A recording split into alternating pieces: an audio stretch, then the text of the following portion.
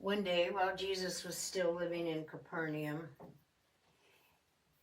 he decided to take a walk out by the Sea of Galilee, and he asked his disciples if they'd like to come and join him. He had a few things he wanted to tell them, and they said sure, and so they went out, and wouldn't you know, pretty soon, here comes the crowd, the people, oh, there he is over there, let's go listen to what he has to say, which is a wonderful thing that they wanted him. But a lot of them just wanted him for the things he could do for them, like healings and stuff, which is fine. However, the crowds were growing and growing, bigger and bigger. Some really wanted to hear the words that he had to say because they were so refreshing from what the Pharisees were going around with the repetitious stuff all the time, just the formal religious services that were boring, that were just over and over the same words. Jesus' words were refreshing to them, and they really wanted to know and understand. So anyway, the crowd grew and grew, and well, there goes their little walk out by the sea by themselves. So Jesus got in a boat, a little skiff that was up on the shore. The disciples kind of pushed him out a little ways into the water so he wouldn't float away. But anyway, he was talking to them, sitting in this little skiff and talking to the people, and not just his disciples, but the crowd. And they were just, all excited. Anyway, Jesus started to tell a story. And these stories were called parables that Jesus told. And he would tell these stories because they had a deeper meaning. It was sort of like what we might call a metaphor today. They were stories with a deeper meaning.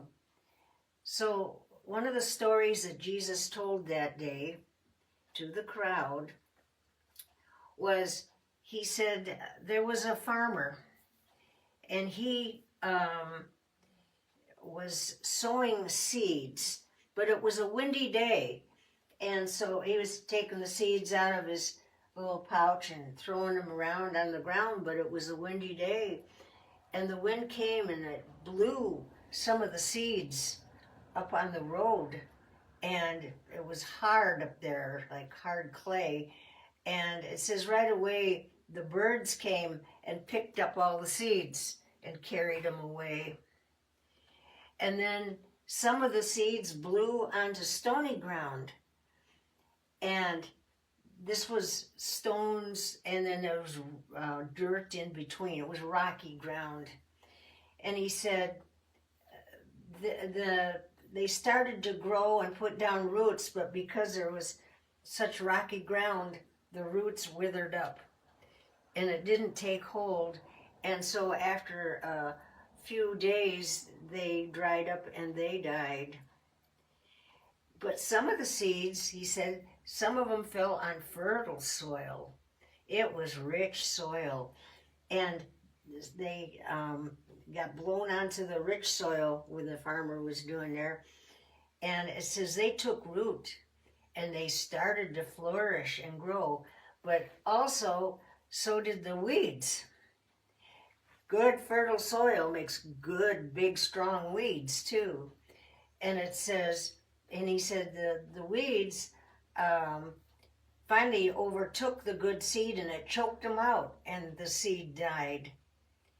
He said, but some of the seed fell on prepared soil that was rich and fertile, and that had been weed-free. They made it weed-free.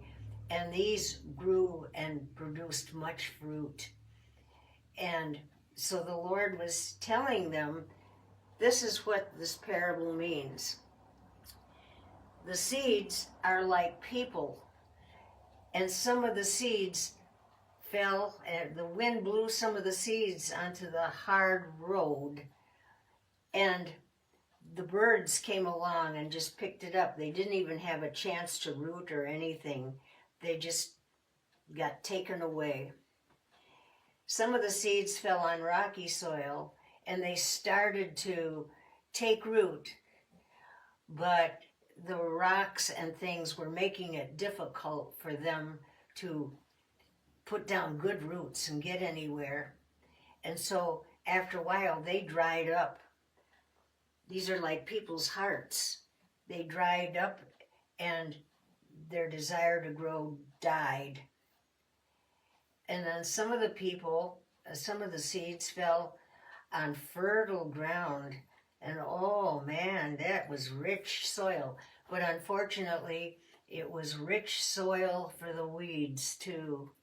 And these are people who grow up among the thistles and the thorns that are flourishing. And their cares are more into the world, and the world takes over and drowns them out.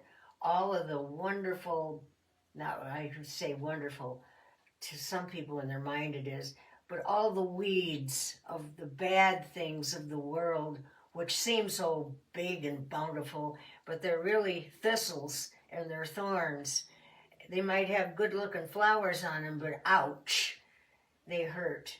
Well, these seeds got choked out and couldn't grow well because of all the thorns and the thistles around them. And then there are the people, the seeds that are growing on the prepared soil that is carefully nurtured and watched and watered, and they flourish. And so these parables Jesus is telling to get a point across. And I'm thinking, how many of us are preparing good soil for our children? Oh, it might be rich and fertile, but how many weeds? Are we weeding the soil? Are we pulling the weeds out? Are we making sure that they're growing in good, rich ground with a lot of water, weed-free? Or are they just falling on rocky ground where there's not much interest in putting down roots? Or are they just falling on the wayside on a road somewhere?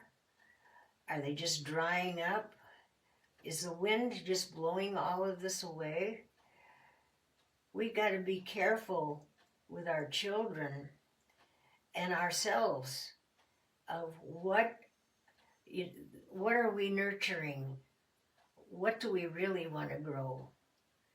And I'm afraid so many of us get choked out with the weeds of the world, or just have no interest at all, and the birds just carry us away. Some have a little bit of interest and then lose interest. Boy, this was a good parable Jesus told about the condition of our heart. What are we really seeking, and are we diligent at growing a good crop of kids, or just a good crop of wonderful things in our own lives? So that's the first story he told. He's got 3 more stories that he's going to tell while he's sitting in the boat. So I'll be back with another one.